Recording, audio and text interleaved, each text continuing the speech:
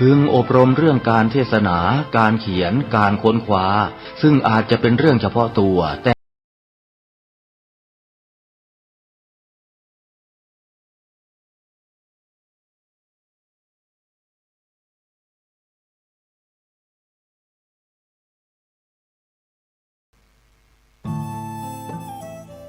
ท่านกำลังติดตามรับฟังสถานีวิทยุกระจายเสียงพระพุทธศาสนาแห่งชาติและสังคมคลื่นเพื่อการศึกษาพระพุทธศาสนาและวัฒนธรรมระบบ FM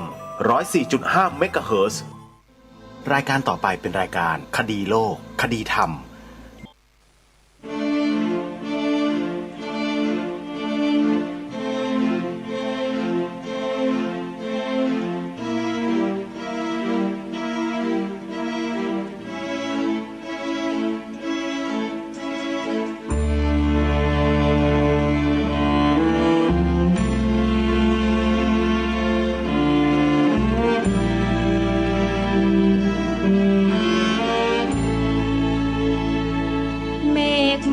สีเทา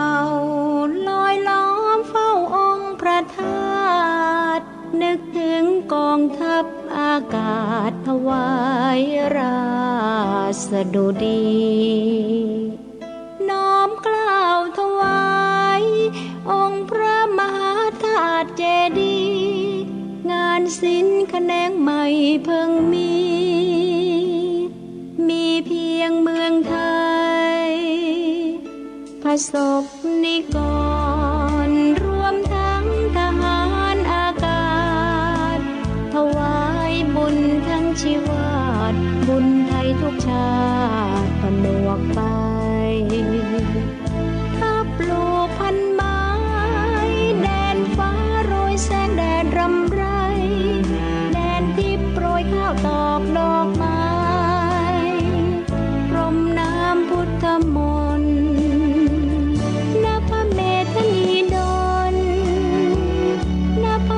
ภูมิสิริชาวไทยไฟบุญสุทธิถวายบุญเป็นพระราชกุศลสามโลกแดนทิพย์นิพพานแห่พรหมเบื้องบนทรงโปรดเสกบุญกุศลแด่สองพระองค์จงทุกนาทีมหาราชินีรำพึงขอชาติมั่งมีที่พึ่งปลอดภัยเหตุร้ายราวี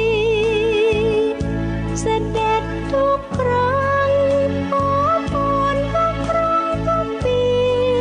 ขอไทยจงอยู่ดีกินดีแต่สักแน่นาที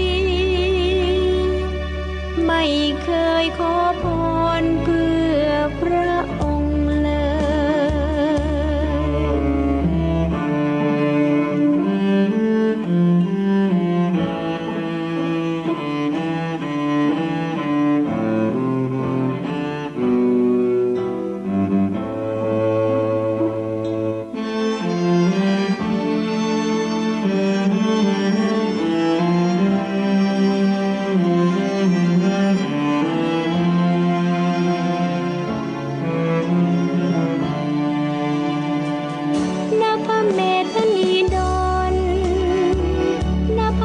ภูมิสิริ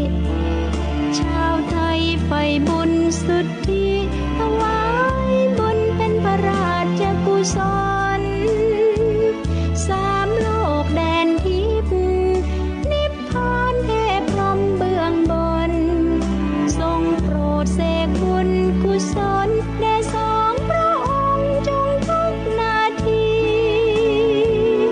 มหาราชินีรำพึงขอชาติมั่งมีที่พึ่งปลอดภัยเหตุร้ายราวีเสด็จทุกครั้งขอพรทุกครั้งทุกปีขอไทยจงอยู่ดีกินดีแต่สักแน่นาทีไม่เคยขอพรเพื่อพระองค์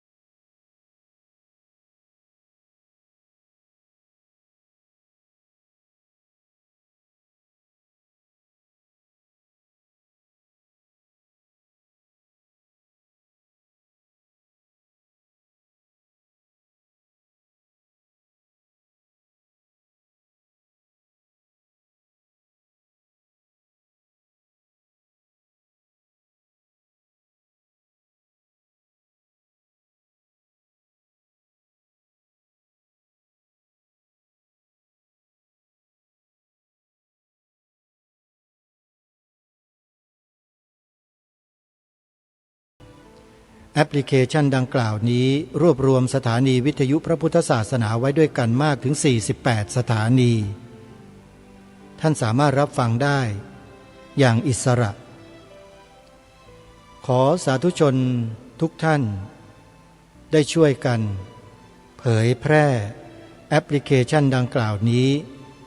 ให้แก่ญาติธรรมเพื่อนมิตรสหายของเราให้ทั่วถึงกันเพื่อจะได้มีไว้ศึกษาเรียนรู้ธรรมะของพระสัมมาสัมพุทธเจ้าผ่านสื่อวิทยุกระจายเสียงของครูบาอาจารย์ของเราที่มีอยู่มากมายหลากหลายในทุกภูมิภาคของประเทศไทยของเราวันนี้ทางรายการก็จะได้นำบทความเรื่องของเศรษฐกิจพอเพียงมานำเสนอเป็นช่วงสุดท้ายซึ่งเดี๋ยวสักครู่หนึ่งเรามาติดตามรับฟังโดยพร้อมเพรียงกันเบื้องต้นนี้ขอฝากข่าวประชาสัมพันธ์งานบุญกฐินให้พวกเราได้มีส่วนร่วมโดยพร้อมเพรียงกันวัดป่าจริยธรรมตำบลนาดอกคำอำเภอนาด้วงจังหวัดเลยจัดงานบุญกฐินหลังออกพรรษา1 วันในปีนี้ตรงกับวันที่8 ตุลาคมท่านใดจะร่วมบุญติดต่อสอบถามที่หมายเลขโทรศัพท์083 327 5700วัดหนองกายตำบลสันป่ายางอำเภอแม่แตงจังหวัดเชียงใหม่จัดงานบุญกฐินวันที่11 ตุลาคมหมายเลขโทรศัพท์053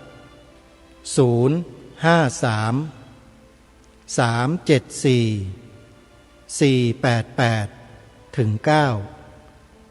081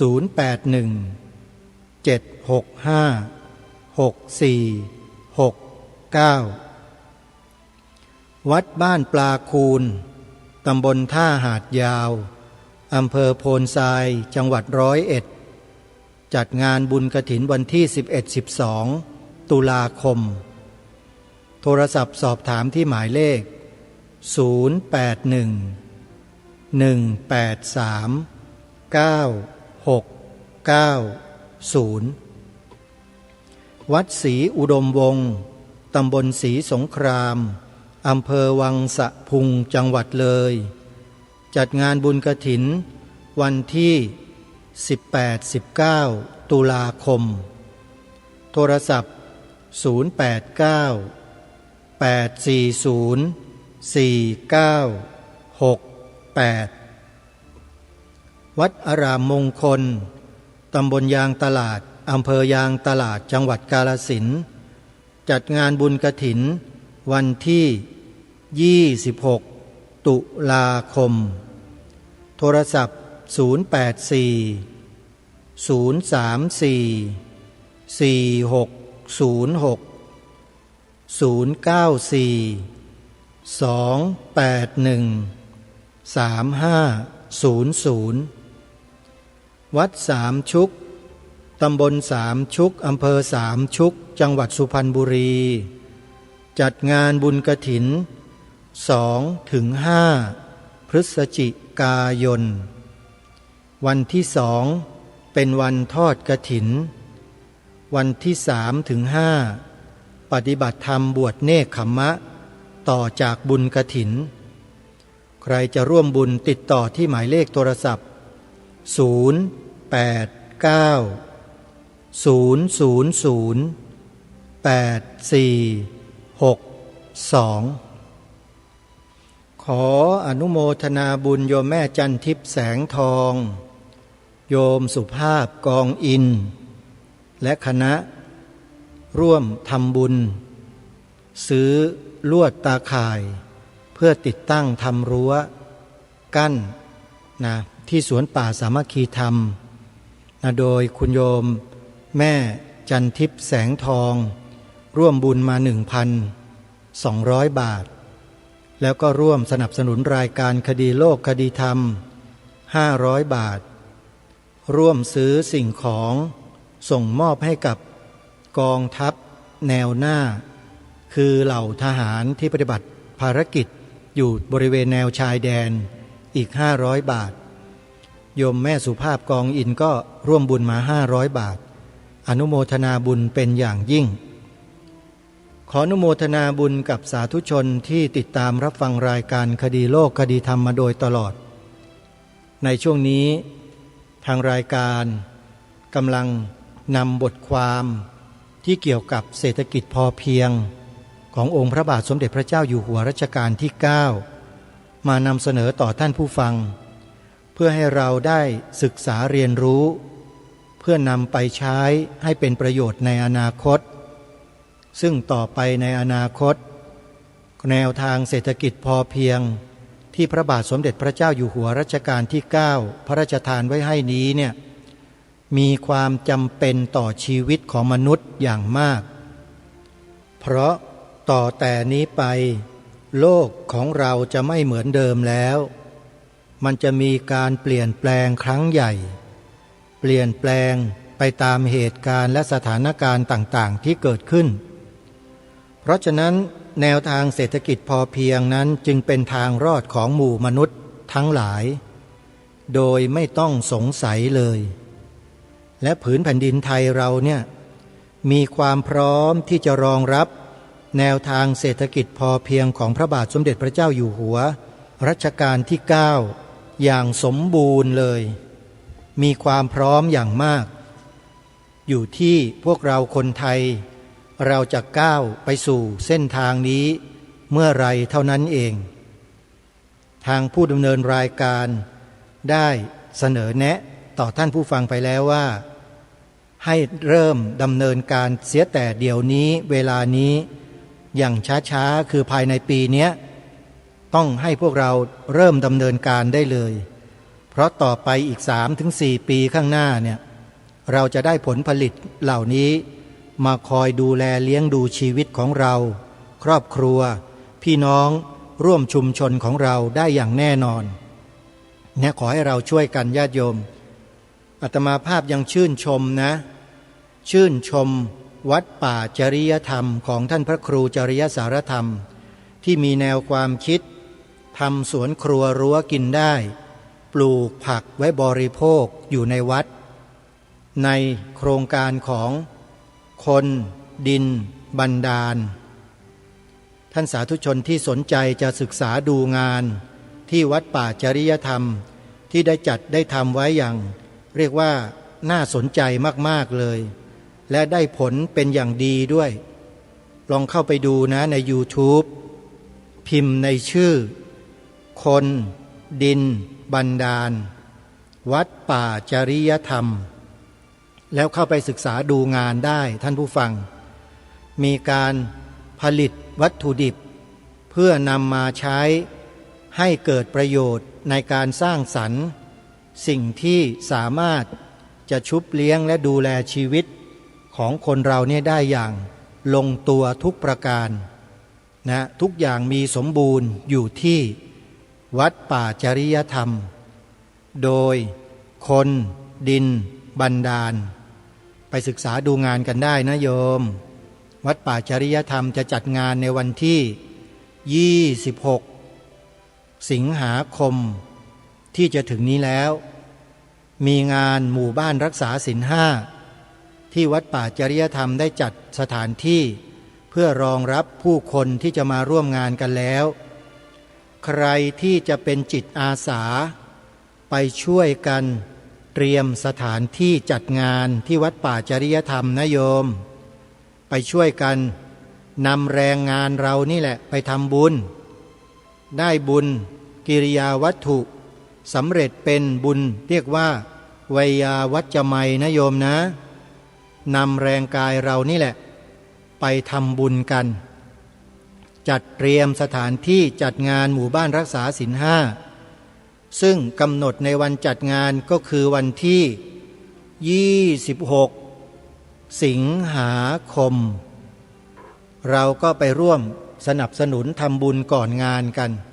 นะขออนุโมทนาบุญทุกท่านใครจะไปสนับสนุน ออกแรงหรือใช้แรงเป็นบุญนะโยมติดต่อไปที่วัดป่าจริยธรรมได้ที่หมายเลขโทรศัพท์0 8 3 3 2 7 5 7 0 0 0 8 3 3 2 7 5 7 0 0และทั้งหมดนี้ก็เป็นข่าวประชาสัมพันธ์ให้เราได้รับทราบร่วมกันเผื่อว่าเราจะได้มีโอกาสไปร่วมบุญในแต่ละวัดที่ได้ประชาสัมพันธ์ไปแล้วนั้นเดี๋ยวเรามาติดตามรับฟังเรื่องเศรษฐกิจพอเพียงต่อเนื่องจากที่ผ่านมานะโยมนะบทความที่จะนำมาเสนอต่อท่านผู้ฟังต่อจากนี้ไปเนี่ยจะเป็นบทความที่เกี่ยวเนื่องกับข้อปฏิบัติที่เราจะได้ศึกษาเรียนรู้ไปด้วยกันว่าการปฏิบัติการตามแนวพระราชดำริเศรษฐกิจพอเพียงนั้นพระองค์ท่านได้พระราชทานไว้อย่างไรเดี๋ยวเรามาเริ่มติดตามรับฟังมาศึกษาเรียนรู้ไปพร้อมๆกันประเทศไทยกับเศรษฐกิจพอเพียงเศรษฐกิจพอเพียงมุ่งเน้นให้ผู้ผลิตหรือผู้บริโภคพยายามเริ่มต้นผลิตหรือบริโภคภายใต้ขอบเขตข้อจำกัดของรายได้หรือทรัพยากรที่มีอยู่ไปก่อนซึ่งก็คือหลักในการลดการพึ่งพาเพิ่มขีดความสามารถในการควบคุมการผลิตได้ด้วยตนเองและลดภาวะการเสี่ยงจากการไม่สามารถควบคุมระบบตลาดได้อย่างมีประสิทธิภาพเศรษฐกิจพอเพียงมิใช่หมายความถึงการกระเบียดกระเสียนจนเกินสมควรหากแต่อาจฟุ่มเฟือยได้เป็นครั้งคราวตามอัตภาพแต่คนส่วนใหญ่ของประเทศมักใช้จ่ายเกินตัวเกินฐานะที่หามาได้เศรษฐกิจพอเพียงสามารถนำไปสู่เป้าหมายของการสร้างความมั่นคงในทางเศรษฐกิจได้เช่นโดยพื้นฐานแล้วประเทศไทยเป็นประเทศเกษตรกรรมเศรษฐกิจของประเทศจึงควรเน้นที่เศรษฐกิจการเกษตรเน้นความมั่นคงทางอาหารเป็นการสร้างความมั่นคงให้เป็นระบบเศรษฐกิจในระดับหนึ่งจึงเป็นระบบเศรษฐกิจที่ช่วยลดความเสี่ยงหรือความไม่มั่นคงทางเศรษฐกิจในระยะยาวได้เศรษฐกิจพอเพียงสามารถประยุกต์ใช้ได้ในทุกระดับทุกสาขาทุกภาคของเศรษฐกิจไม่จำเป็นจะต้องจำกัดเฉพาะแต่ภาคการเกษตรหรือภาคชนบทแม้แต่ภาคการเงินภาคอสังหาริมทรัพย์และการค้าการลงทุนระหว่างประเทศโดยมีหลักการที่คล้ายคลึงกันคือเน้นการเลือกปฏิบัติอย่างพอประมาณมีเหตุมีผลและสร้างภูมิคุ้มกันให้แก่ตนเองและสังคมการดำเนินชีวิตตามแนวพระราชดำริพอเพียงพระบาทสมเด็จพระเจ้าอยู่หัวทรงเข้าใจถึงสภาพสังคมไทยดังนั้นเมื่อได้พระราชทานแนวพระราชดำริหรือพระบรมราโชวาทในด้านต่างๆจะทรงคำนึงถึงวิถีชีวิตสภาพสังคมของประชาชนด้วยเพื่อไม่ให้เกิดความขัดแย้งทางความคิดที่อาจนำไปสู่ความขัดแย้งในทางปฏิบัติได้แนวพระราชดำริในการดำเนินชีวิตแบบพอเพียงมีอยู่5ประการ 1. ยึดความประหยัดตัดทอนค่าใช้จ่ายในทุกด้านลดละความฟุ่มเฟือยในการใช้ชีวิต 2. ยึดถือการประกอบอาชีพด้วยความถูกต้องซื่อสัตย์สุจริต 3. ละเลิกการแข่งแย่งผลประโยชน์และแข่งขันกันในทางการค้าแบบต่อสู้กันอย่างรุนแรง 4. ไม่หยุดนิ่งที่จะหาทางให้ชีวิตหลุดพ้นจากความทุกข์ยากด้วยการขวนขวายใฝ่หาความรู้ให้มีรายได้เพิ่มพูนขึ้นจนถึงขั้นพอเพียงเป็นเป้าหมายสำคัญ 5. ปฏิบัติตนในแนวทางที่ดีลดละสิ่งชั่วประพฤติตนตามหลักศาสนานี่คือแนวพระราชดำริในการดำเนินชีวิตแบบพอเพียงข้อสุดท้ายคือข้อ 5. ปฏิบัติตนในแนวทางที่ดีลดละสิ่งชั่วประพฤติตนตามหลักศาสนาในที่นี้ก็คือศาสนาพุทธทีนี้มาดูความต่อไปตัวอย่างเศรษฐกิจพอเพียงทฤษฎีใหม่ทฤษฎีใหม่คือตัวอย่างที่เป็นรูปธรรมของการประยุกต์ใช้เศรษฐกิจพอเพียงที่เด่นชัดที่สุดซึ่งพระบาทสมเด็จพระเจ้าอยู่หัวได้พระราชทานพระราชดำรินี้เพื่อเป็นการช่วยเหลือเกษตรกรที่มักประสบปัญหาทั้งภัยธรรมชาติและปัจจัยภายนอกที่มีผลกระทบต่อการทำการเกษตรให้สามารถผ่านพ้นช่วงเวลาวิกฤตโดยเฉพาะการขาดแคลนน้ำได้โดยไม่เดือดร้อนและยากลำบากนักความเสี่ยงที่เกษตรกรมักพบเป็นประจำประกอบด้วย 1. ความเสี่ยงด้านราคาสินค้าเกษตร 2. ความเสี่ยงในราคาและการพึ่งพาปัจจัยการผลิตสมัยใหม่จากต่างประเทศ 3. ความเสี่ยงด้านน้ำฝนทิ้งช่วงฝนแล้ง 4. ภัยธรรมชาติอื่นๆและโรคระบาด 5. ความเสี่ยงด้านแบบแผนการผลิตความเสี่ยงด้านโรคและศัตรูพืชความเสี่ยงด้านการขาดแคลนแรงงานความเสี่ยงด้านหนี้สินและการสูญเสียที่ดินทฤษฎีใหม่จึงเป็นแนวทางหรือหลักการในการบริหารการจัดการที่ดินและน้ำเพื่อการเกษตรในที่ดินขนาดเล็ก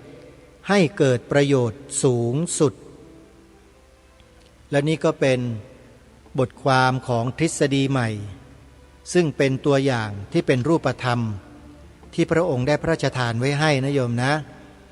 ทีนี้มาดูต่อไปความต่อไปท่านตรัสไว้ว่าทฤษฎีใหม่ความสำคัญของทฤษฎีใหม่มีอยู่3ข้อ 1. มีการบริหารและจัดแบ่งที่ดินแปลงเล็กออกเป็นสัดส่วนที่ชัดเจน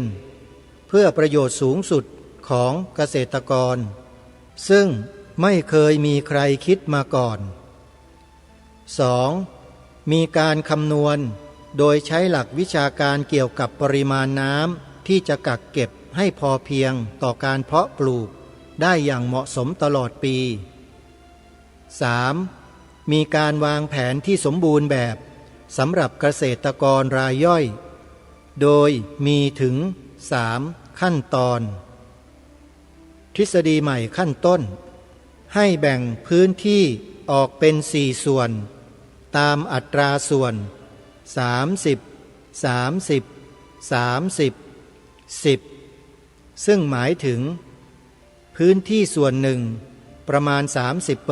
30% ให้ขุดสระเก็บกักน้ำเพื่อใช้เก็บกักน้ำฝนในฤดูฝน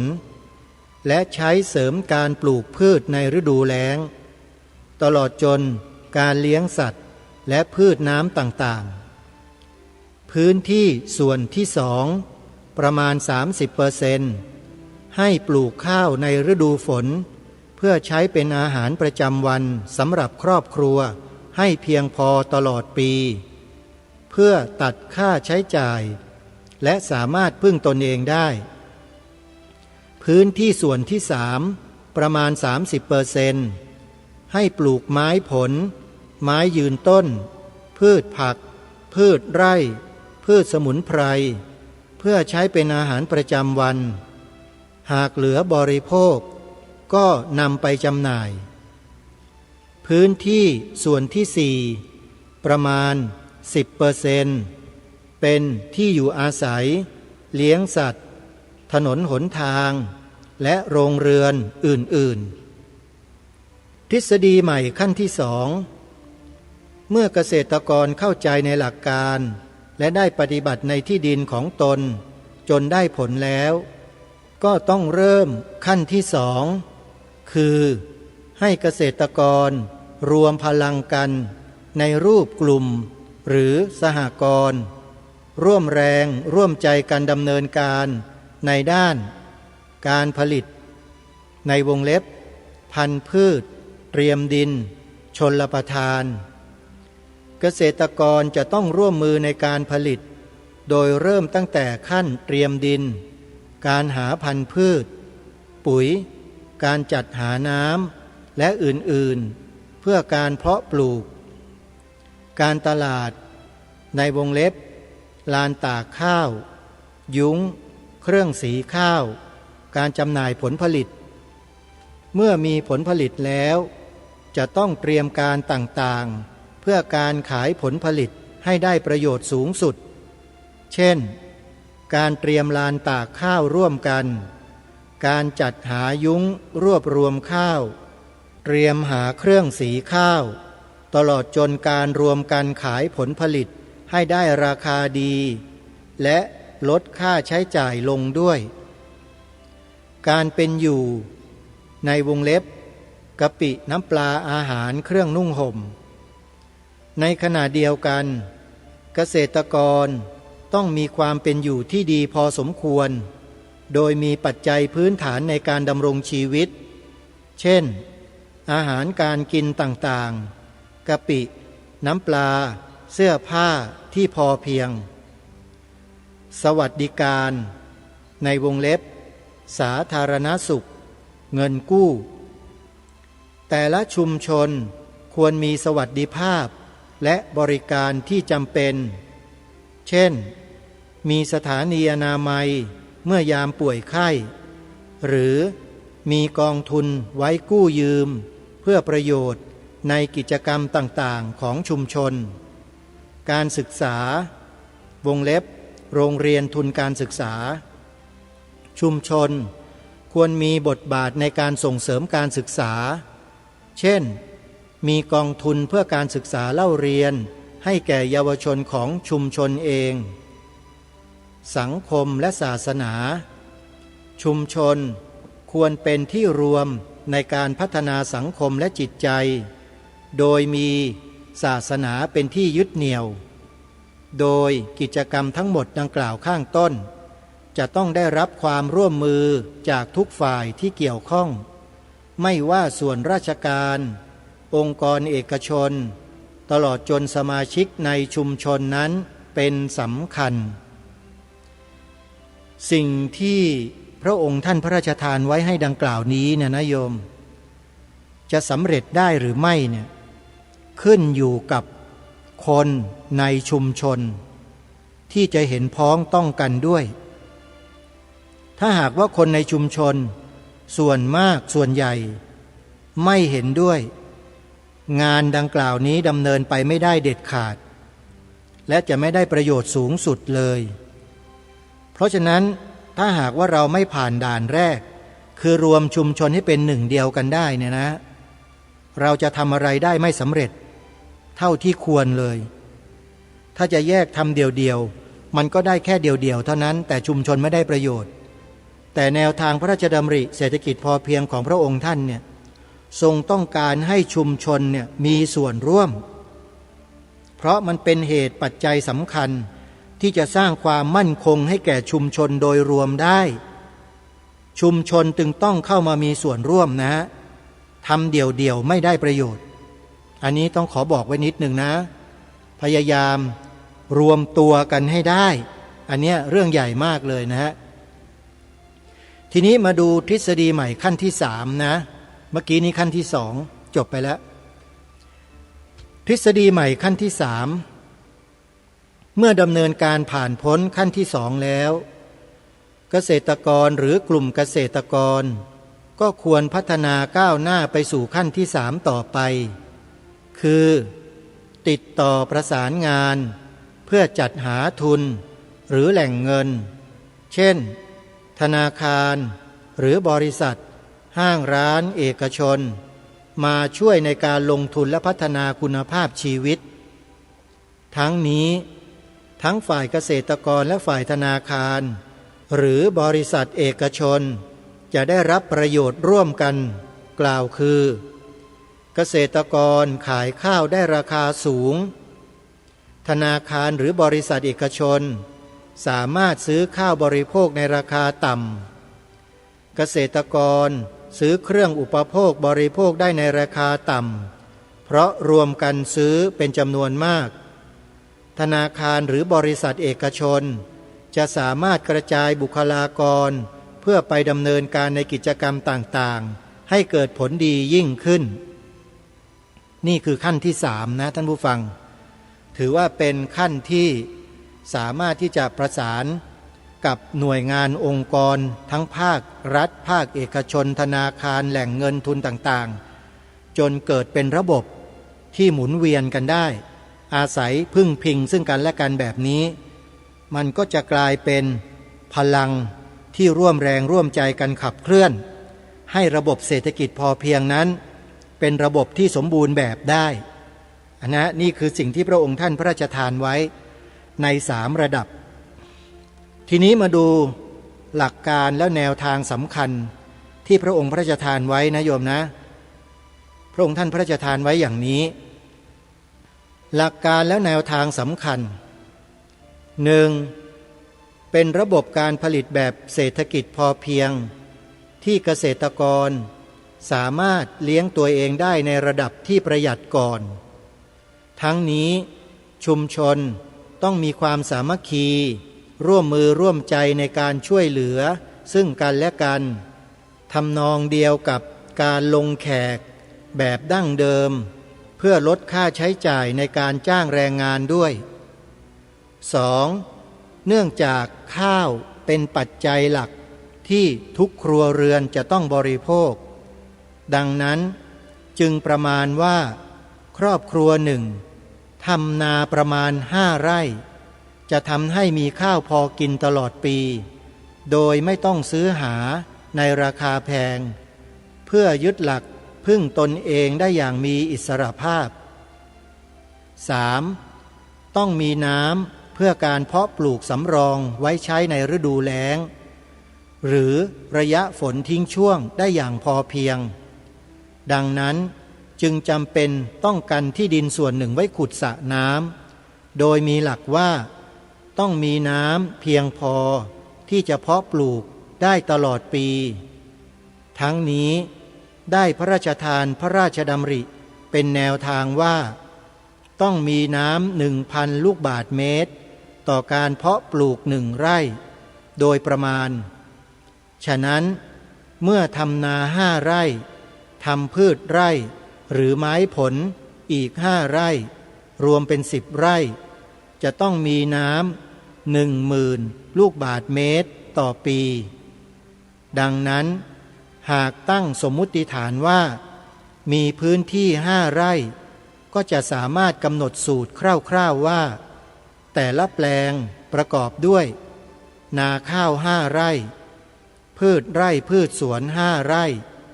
สระน้ำ3 ไร่ขุดลึก4 เมตรจุน้ำได้ประมาณ 19,000 ลูกบาศก์เมตร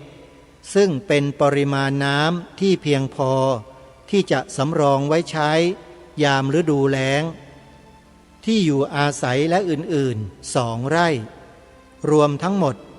15 ไร่แต่ทั้งนี้ขนาดของสระเก็บน้ำขึ้นอยู่กับสภาพภูมิประเทศและสภาพแวดล้อมดังนี้ถ้าเป็นพื้นที่ทำการเกษตรอาศัยน้ำฝนสระน้ำควรมีลักษณะลึกเพื่อป้องกันไม่ให้น้ำระเหยได้มากเกินไปซึ่งจะทำให้มีน้ำใช้ตลอดทั้งปีถ้าเป็นพื้นที่ทำการเกษตรในเขตชลประทาน สระน้ำอาจมีลักษณะลึกหรือตื้นและแคบหรือกว้างก็ได้โดยพิจารณาตามความเหมาะสมเพราะสามารถมีน้ำมาเติมอยู่เรื่อยๆการมีสระเก็บน้ำก็เพื่อให้เกษตรกร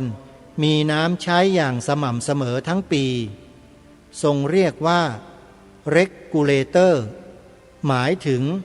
การควบคุมให้ดีมีระบบน้ำหมุนเวียนเพื่อใช้การเกษตรได้โดยตลอดเวลาอย่างต่อเนื่องโดยเฉพาะอย่างยิ่งในหน้าแล้งและระยะฝนทิ้งช่วงแต่มิได้หมายความว่าเกษตรกรจะสามารถปลูกข้าวนาปรังได้เพราะหากน้ำในสระเก็บน้ำไม่พอในกรณีมีเขื่อนอยู่บริเวณใกล้เคียงก็อาจจะต้องสูบน้ำมาจากเขื่อน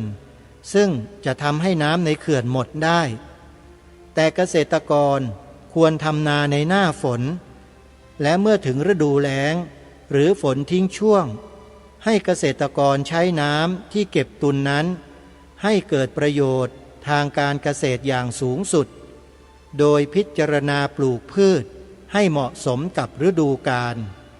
เพื่อจะได้มีผลผลิตอื่นๆไว้บริโภค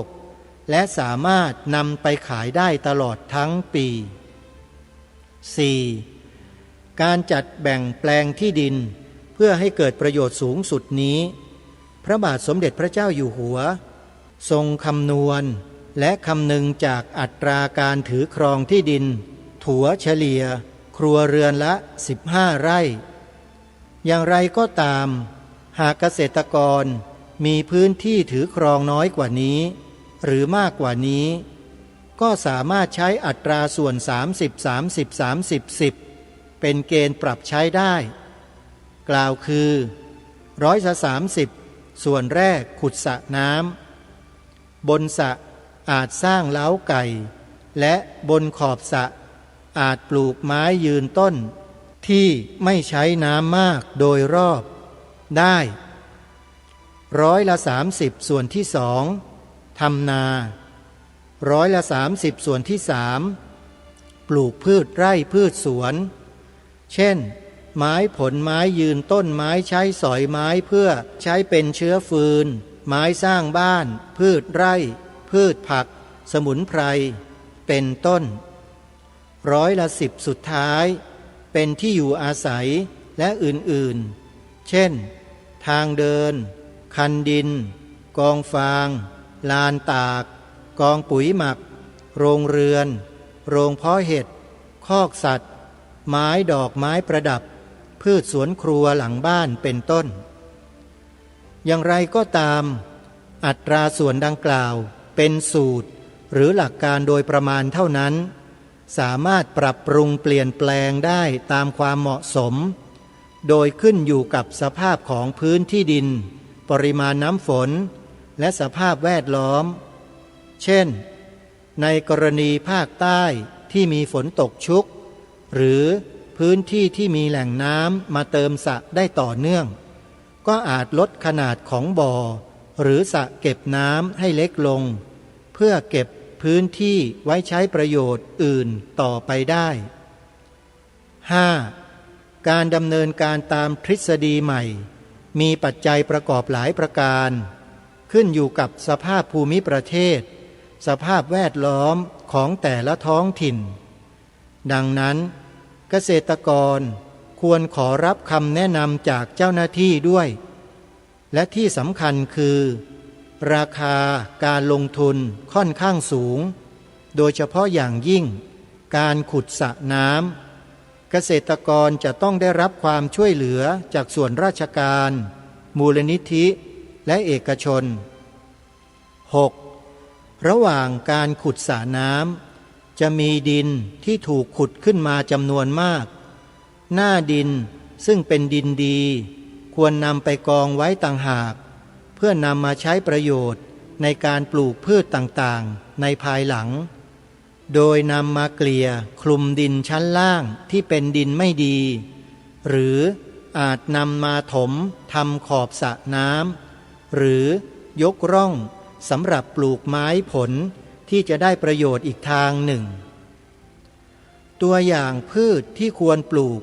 และสัตว์ที่ควรเลี้ยงไม้ผลและผักยืนต้นมะม่วงมะพร้าวมะขามขนุนละมุดส้มกล้วยน้อยนามะละกอกระท้อนแคบ้านมะรุมสะเดาขี้เหล็กกระถินเป็นต้นผักล้มลุกและดอกไม้มันเทศเผือกถั่วฝักยาวมะเขือมะลิดาวเรืองบานไม่รู้โรยกุหลาบรักและซ่อนกลิ่นเป็นต้นเห็ดนางฟ้าเห็ดฟางเห็ดเป๋าฮื้อเป็นต้นสมุนไพรและเครื่องเทศหมากพลูพริกไทยบุกบัวบกมะเกลือชุมเห็ดหญ้าแฝกและพืชผักบางชนิดเช่นกระเพราโหระพาสะระแหน่แมงรักและตะไคร้เป็นต้นไม้ใช้สอยและเชื้อเพลิงเช่นไผ่มะพร้าวตาลกฐินนรงค์มะขามเทศสะแกทองหลางจามจุรีกระถินสะเดาขี้เหล็กประดู่ชิงชันและยางนาเป็นต้นพืชไร่เช่นข้าวโพดถั่วเหลืองถั่วลิสงถั่วพุ่มถั่วมะแฮะอ้อยมันสำปะหลังแล้วหุงนุ่นเป็นต้นพืชไร่หลายชนิดอาจเก็บเกี่ยวเมื่อผลผลิตยังสดอยู่